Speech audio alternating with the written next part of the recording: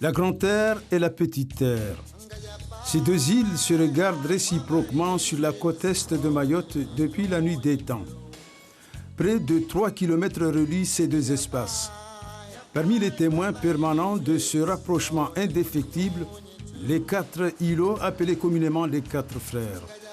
Ce composant de rochers issus d'une même plateforme géologique offre une historique scientifique très ancienne.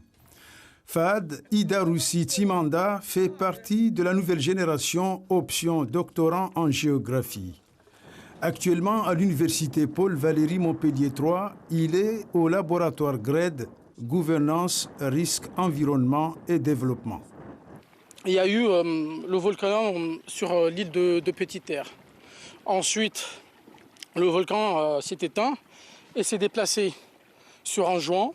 On a vu l'émergence de l'île d'Anjouan, ensuite Moélie et la Grande Comore. Et actuellement, on a le volcan Karthala qui est toujours en activité.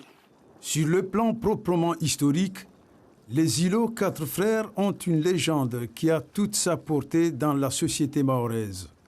Une légende qui inspire l'écoute et surtout le respect. Un jour de l'Aïd el-Fitr, la fête marquant la fin du mois de Ramadan, ils ont entrepris de partir à la pêche. Nonobstant les suppliques, les demandes répétées des croyants de ne pas partir à la pêche parce que c'est un jour sacré, un jour qui n'est pas travaillé, ils se sont entêtés à venir pêcher. Donc à partir de cet événement-là, ils ont déclenché la colère de Dieu qui les a pétrifiés à jamais sur le large de Mamoudzou. Donc voilà pour la légende des dieux. En termes de navigation, on appelle ça les amers. Donc ce sont des éléments qui sont visibles sans ambiguïté et qui permettent d'éviter un danger et aussi de guider un navire vers un point précis ou une entrée de port par exemple.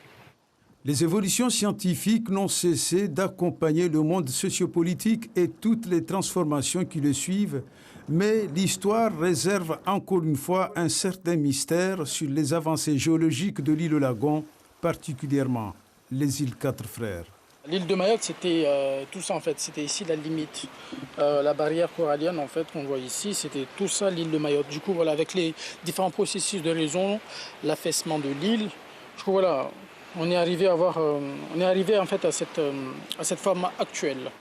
Au niveau des découvertes à travers la navigation jusqu'au Radia, le positionnement des îlots 4 frères a servi de repère incontournable, notamment au XVIIe siècle.